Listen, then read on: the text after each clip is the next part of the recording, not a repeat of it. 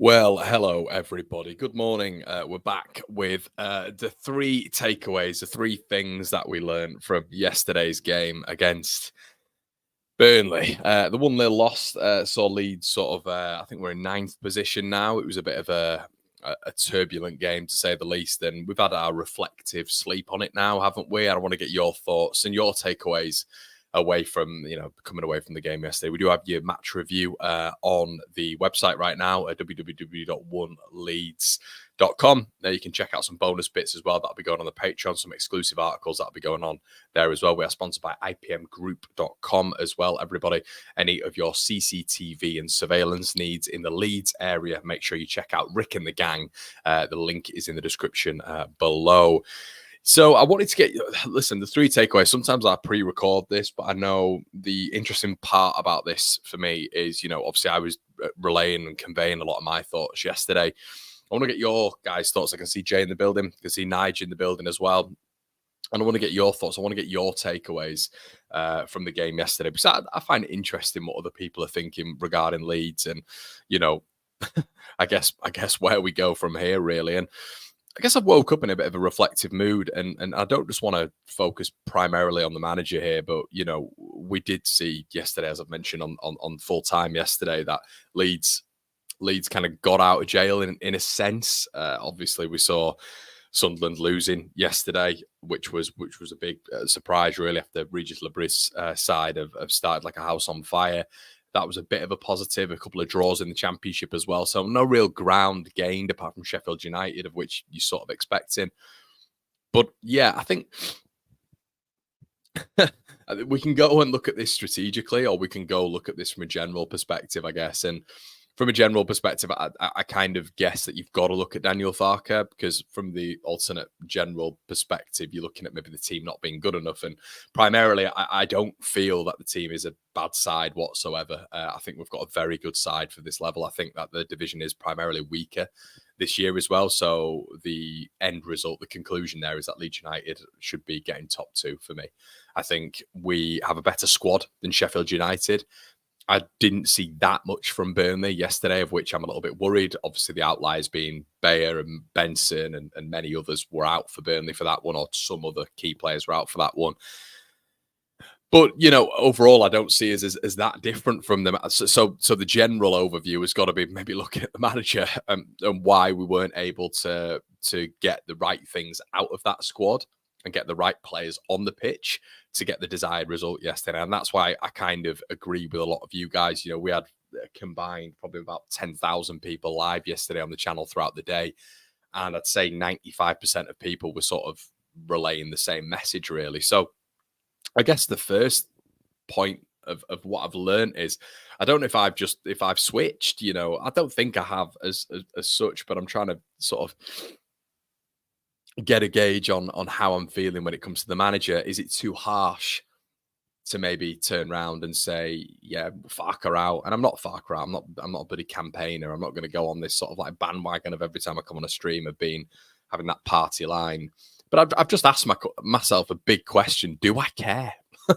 Am I bothered if Daniel Farke was to be relieved of his duties? Not really. I genuinely wouldn't. And a lot of people will say, calm down, you're being reactionary. I'm very, very calm. And on full time yesterday, we're quite calm talking about it as well. It's something that, after the Southampton game, I think it was a conversation with many Leeds United fans. And I think there's a lot of evidence that can go towards it as well. But I think primarily my overarching point of view is, when it comes to Daniel Farke, is the games that we struggled in last season. You've seen a very similar pattern coming into this game, to this season. We've not really played that many good teams either. Burnley probably being the first of which, and the other games of which we've done okay in. 3 of them are in the bottom 5. So I think there's definitely a question there, and I want to get your guys' thoughts in the question below, in the comment section below. Carl says 49ers need to wake up. Shout out to you, mate. Carl said his decisions are wrong. Morning, Connor. Hi, Steve. How's it going, mate? Let me know what you think in the comment section below. Jaguar says 49ers won't be looking to change Farke. It's too early in the season. Morning, Connor. Hiya, Jay. Let's have a look. Nige says, why can't Farke and his players change tactic style during the game. Game management all round is poor by all.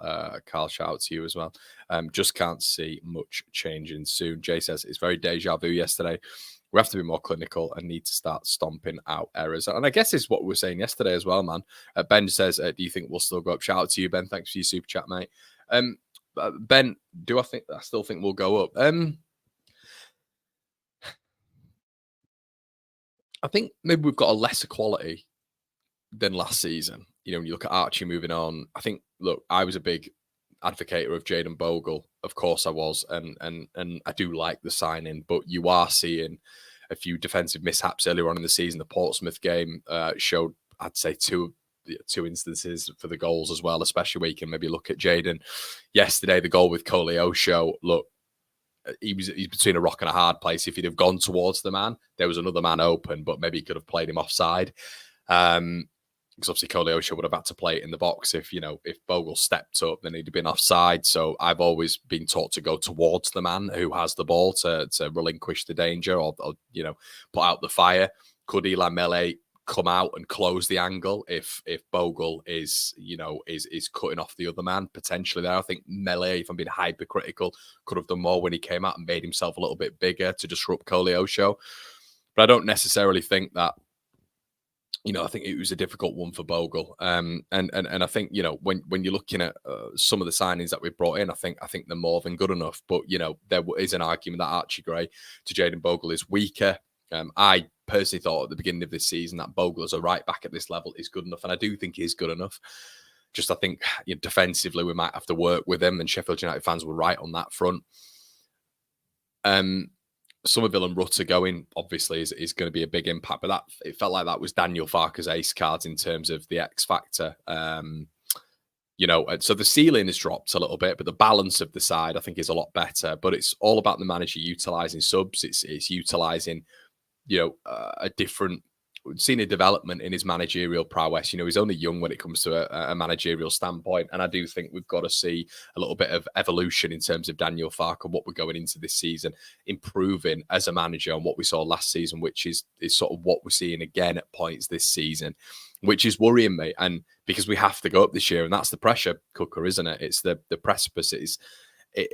We have to go up. And there's a mass amount of pressure on Leeds United right now. So I guess if you're looking right now, if the 49ers, Ben, sacked Daniel Farke at this point in the season, everybody's questioning, well, who do you go and get in? Now, that's not our job. It's not our job whatsoever.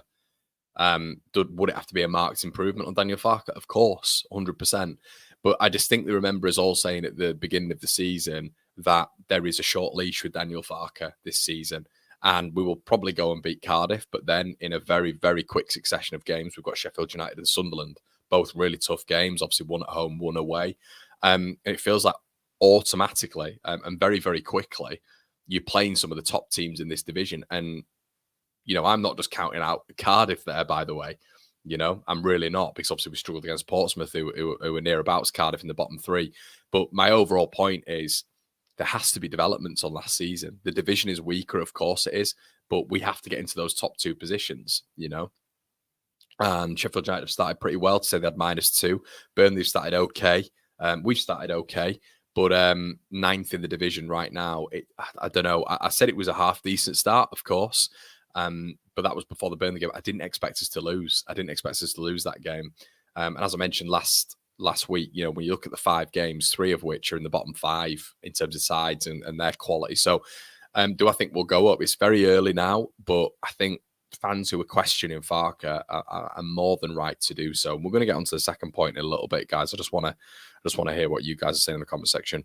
Connor, how long do you think that the board will give Farke? Well, I hope that Farke is able to turn it round, and I hope that we go on a winning run now, which is very, very, it's something that we have done last season. And if you're judging last season and this season as a comparative, then that is something Farke's done before. However, we know what Cardiff are going to do, don't we? Cardiff are going to sit back, they're going to make it difficult, and they're going to look to counter-attack on Leeds at home. I feel many teams are going to do that this season. We've spoken about that. We spoke about that at the beginning of the season. Teams are going to sit back against Leeds United with the attacking quality that we have. How do we get through these low blocks? And the manager struggles to devise a plan without throwing mud against the wall and seeing what sticks to beat teams who come up against us with a low block, aside from the X factor moments, which was provided by two very, very, very good players at this level last season. So if the overall ceiling has dropped with your likes of Solomon and potentially Ramazani from what it was with Somerville and Rutter, as a manager, you're going to have to figure out what else to do, because that squad is good enough. But you need to see from the manager something. We have to start seeing something as an alternative. I think Schmidt should have played yesterday morning as well, Martin. Bogle has to engage the winger sooner than he did. Make him make a decision, and we may not have conceded. Can't understand why Farke played Ampadu and Gruev. Miss Rutter now. Connor, I reckon Bogle was sluggish. Honestly, think he's not the class we've been led to believe. Would like to see Schmidt in there. Firpo, on the other hand, was superb.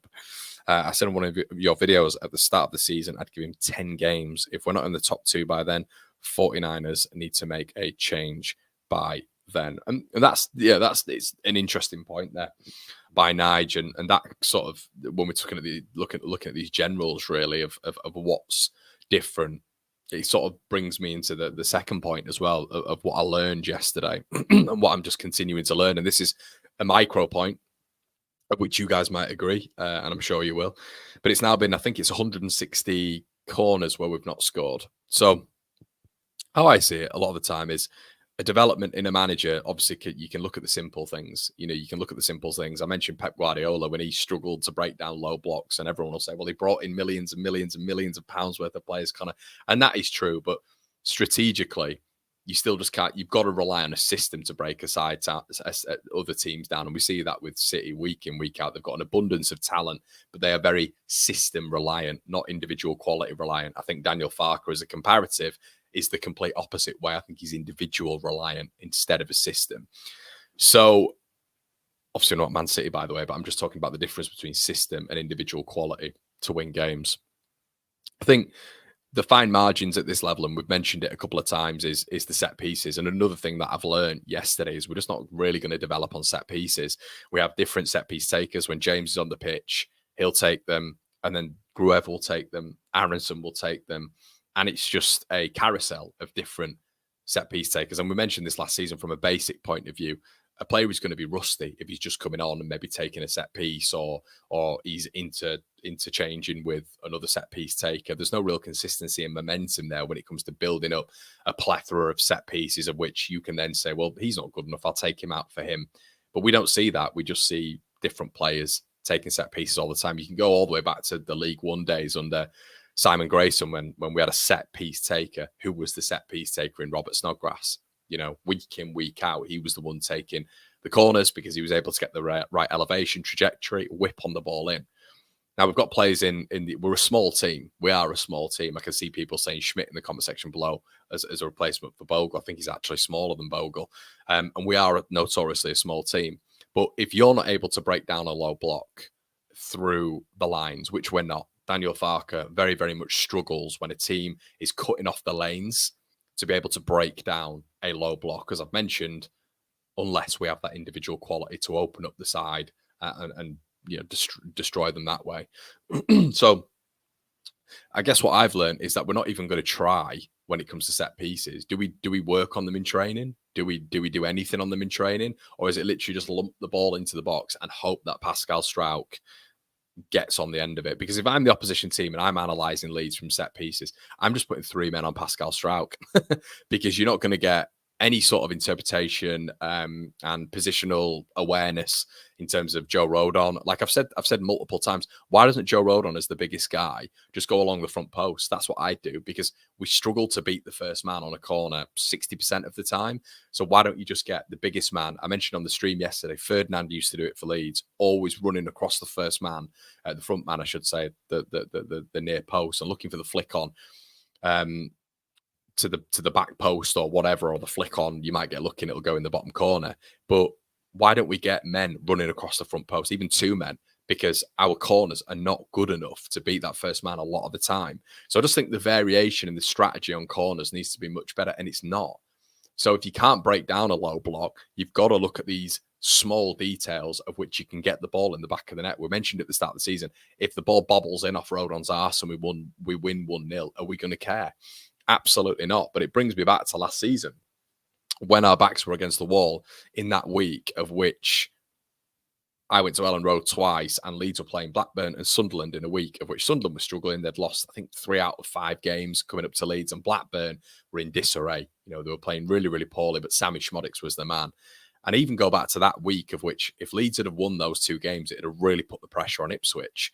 And we got a point out of both games, and both teams played the exact same way. They just sat back and looked to counter-attack against Leeds, of which Blackburn did 2 or 3 times, got 2 or 3 decent counter-attacks. Schmodix obviously getting it in the last minute.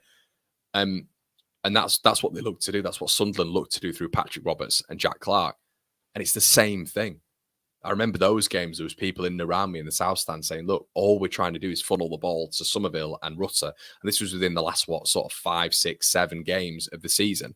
Now, we can look, obviously, at the individuals. Of course we can. But when it's so obvious how Leeds are building up, and it's so obvious how we're trying to build up, and there's only one real method of doing so, and there's no real utilization of substitutes in an effective way, it's very difficult, because we're not improving these finer details of which are going to nick us these goals in these critical phases, of which we can't break down these low blocks, of which we're going to be facing 9 out of 10 times this season.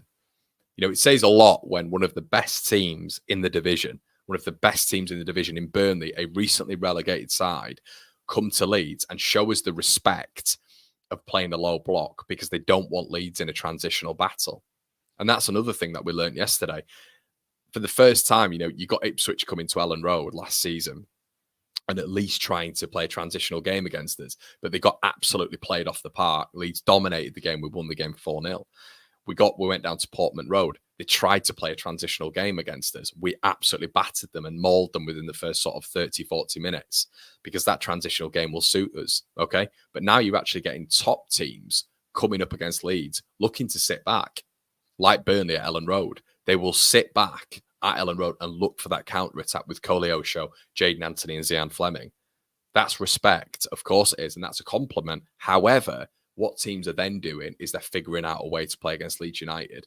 The 2 top teams that played against Leeds United last season, probably Leicester and Ipswich, didn't show us that respect. They came and played transitional games against us. And I think that's why Leeds were able to get a win over every single one of them, you know, 2 wins against Leicester and Ipswich. Whereas you're getting the top sides, as I've just mentioned, in Burnley, actually sitting back and waiting for the counter-attack now. So it's not just the bottom sides, or the sides from 10th to 6th, or even 6th and above outside the, you know, top 3.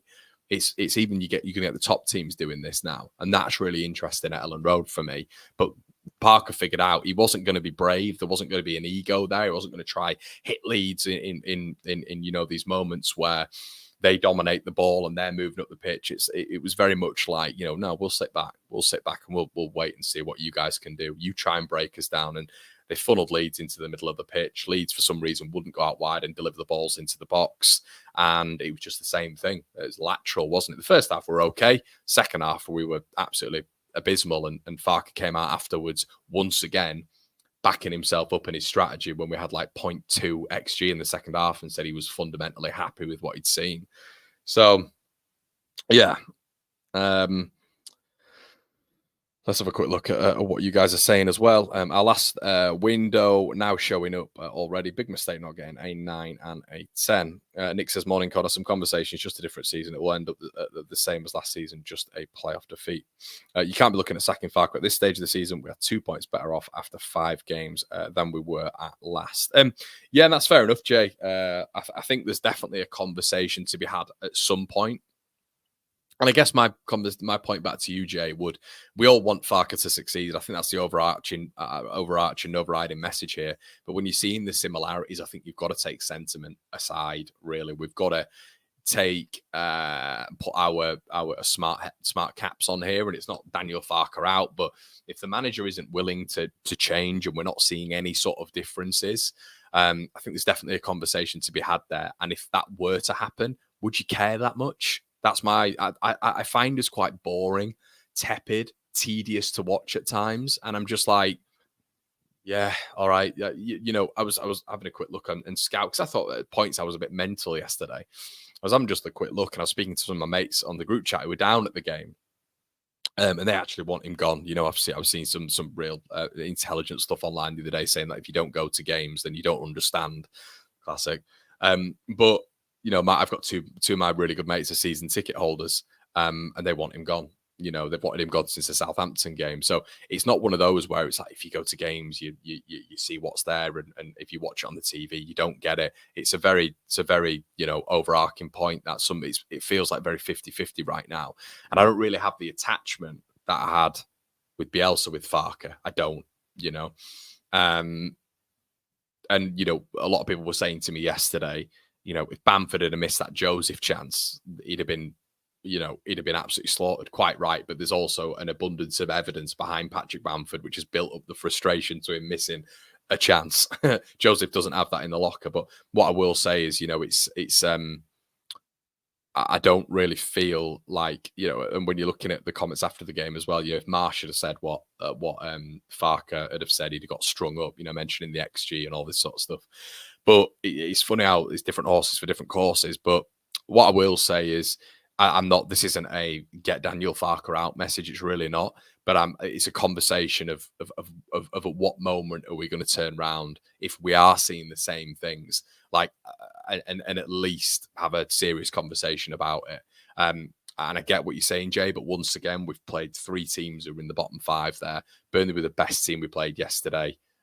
So far, West Brom, we didn't show any sort of character to want to win the game, and I think that was by design. The manager said that after the game. So it's just at what point do we press that button, and at what point do we stop having the conversation of, oh, well, it's only 5 games, it's only 10 games, it's only 15 games, it's only 20 games, because we've had this conversation so many times before, and then it gets too late. It's too little too late. So it's not a Daniel Farke, let's get him sacked, but it's at least us having a conversation about do you think he'll improve? Do you think we'll see differences? Marks is 1-0 up after 1 minute, and it's a totally different game in our hands. Let them sit back. They would have come out at some point and left a space. That early miss and nonsense. Mark, I agree with you. I completely agree with you. And I've said this several times. I said this yesterday. It's not just the Farke thing. It's not. The chances that we had should have been 1-0 up. I think the chance came too early for Joseph, if I'm honest, but hitting that ball 2 yards wide was poor. Nonto, 100%. And this is the argument that you can have. But what I would say to that, Mark, and I've said this several times, that's all well and true. But that doesn't excuse the second half, mate. It doesn't excuse the last 60, 65 minutes of which there was no plan. The substitutes were thrown on and there was no shape. There was no protection of counterattacks. There was no idea going forward. It was lateral. It was side to side. The other team were in the low block, cutting off the passing lanes. At some point, we've got to have a discussion about Ramazani and how many minutes he's going to get, with how explosive and quick he is. And I understand what you're saying there, Mark. But at the same time, the manager is the orchestrator of everything here. He is the man. Unfortunately, that's what happens. You point the blame at the manager. That's life. The players, of course, and I know you're a big advocate, Mark, of players just being pointed at consistently. But what I would say back to you, mate, is he had 60 to 65 minutes there after those two chances to organise a game plan, to organise something a little bit different. He didn't do that. And Parker had an easy second half.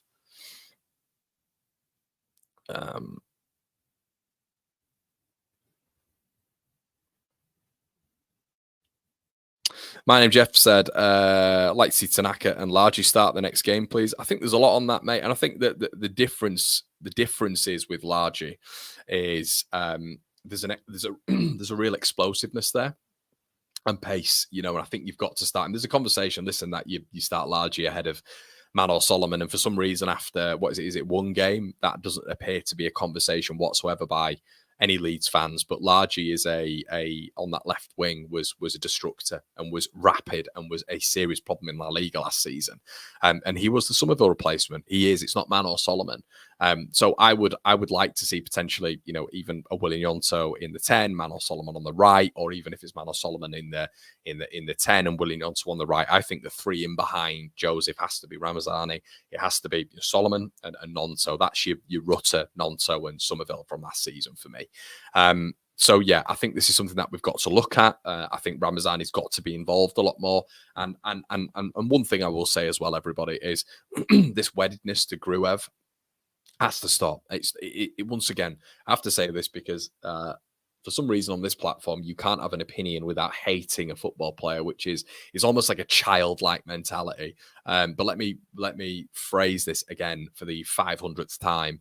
I do not hate Eli Gruev. I'm a grown man. I'm nearly 31 years of age. I'm sure Eli Gruev is a nice man. But logic tells you that we don't need an extra pivot in there. Yesterday, he brought Ampadu off for me, who was the more progressive double pivot. I think we could all see that. There was a guy actually in the crowd when Ampadu came off doing that in the West Stand to Daniel Farke, because it was a bizarre decision, but he's so wedded to Eli Gruev. It's insane. But there's no progression for me from Eli Gruev. He's a very limited player, as I keep saying, a limited pivot. So for me, what you need to do is get Gruev out the side. You need to have 4-1-4-1, essentially. Goes back to the Bielsa days in a sense. Ampadu, in my opinion, against Cardiff, doesn't need another double pivot next to him. Doesn't need that. Bristol City we've got coming up very soon as well. There doesn't need to be a second pivot there. What we can do is we can have a robust midfielder who can do both sides of the game in Rothwell or both sides of the game in Tanaka. You don't need a player next to Ampadu. You don't need everybody a back. What would that be? A back seven against some of these sides. We've got to see almost your Matthias Klick, who Klick really would be just an advanced eight. He would get back when he needed to do it, of course, but he would be part of that front four, of which we saw with like Helder Costa, Matthias Klick, Pablo Hernandez, and Jack Harrison. That's what he needs to be, because we don't need a double pivot. And why do we need two double pivots? Why? It doesn't make sense. It's nonsensical. And we are setting up to defend and just to essentially give the ball to the front players to do something. We need a really nice transition in there, and we need it to be a real unit involved in the midfield as well, and involving someone like Tanaka. Ramazani and Tanaka, if he's not starting these two going forward, he's making a rod for his own back. And the 49ers will see that because they bought them in as some of the key replacements this season, especially Ramazani. If Ramazani's getting no minutes or he's coming on for 5-10 minutes, which we've seen with Daniel Farke for a period of time now, that is not good enough. And the owners will not think that's good enough either. That's the bottom line, because they've spent money on these acquisitions. What's the point in bringing them in? What's the point in doing these social media campaigns? What's the point in convincing the fans that on the square ball that these players coming in are going to give us a heightened level and more of a balance if they don't play? What's the point? So giving those two a combined 14 minutes yesterday was a joke with the position that we were in. Okay, the formation, the shape at the end was laughable. And I think Daniel Farke is going to give himself a hell of a lot more time and assurances of getting up for himself if he starts the best players and gives us a little bit of variation in shape. Ramazani gives you explosiveness, pace, directness, and a goal threat, of which we needed yesterday for a prolonged period. Tanaka gives you that guile but tempo increase from that midfield spot as well, and the threat of goals and assists. Why are we starting two double pivots, defensive double pivots? I sort of got it yesterday, but what I didn't understand is why the change didn't come sooner. Let's have a quick look.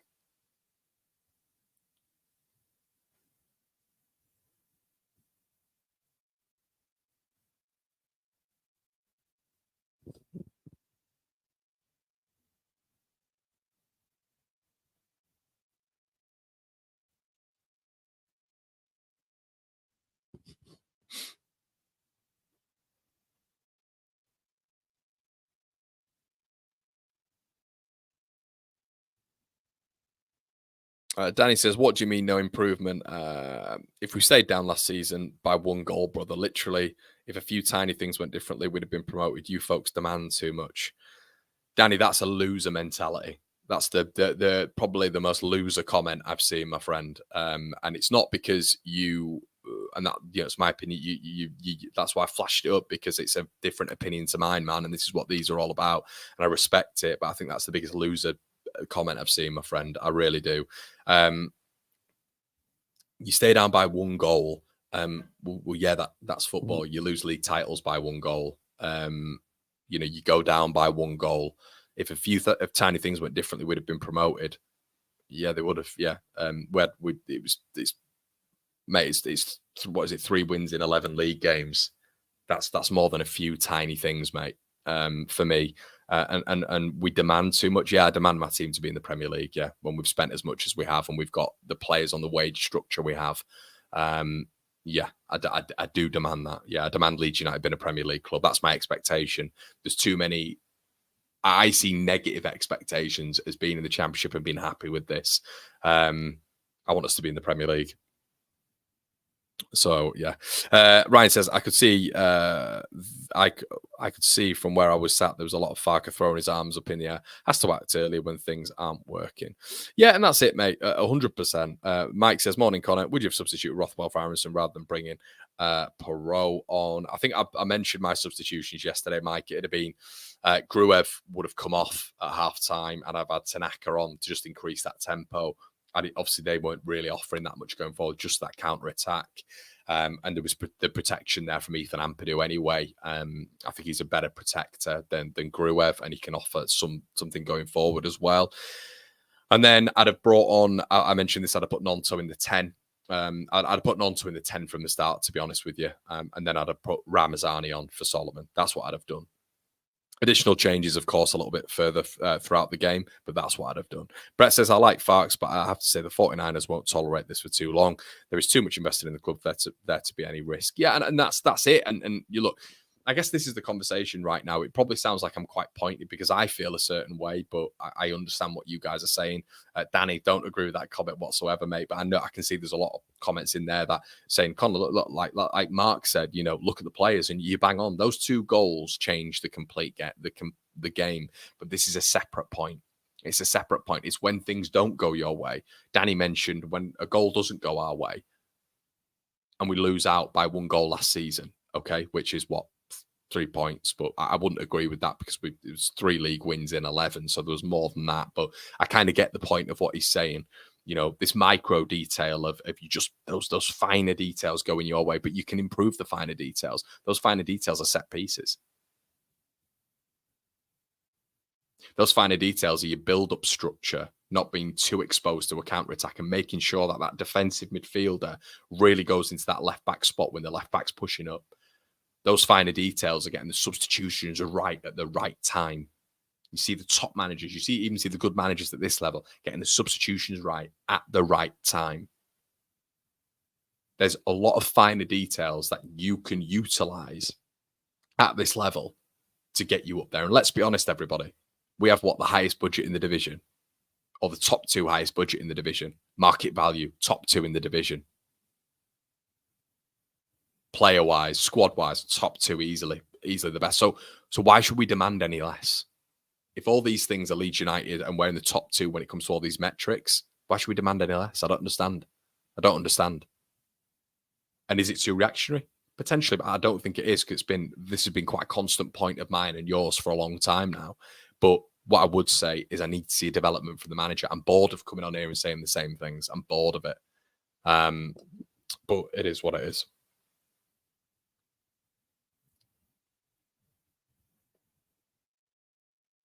Tom says, Connor, why does Farke have so much trouble breaking down a low block? Because I think he's very scripted with what he does, mate. I think when the passing lanes are cut off, I think yesterday they just congested. They packed out the middle of the park, and they just looked to hit us on the counter attack. I think when we build up in a 3-1-6 formation, as I've just mentioned before, I think the defensive midfielders seem to struggle to cover those fullbacks, of which they should do when we're building up in that formation. But overall, when you're looking at his low blocks and breaking that down, this is all about picking out the problem.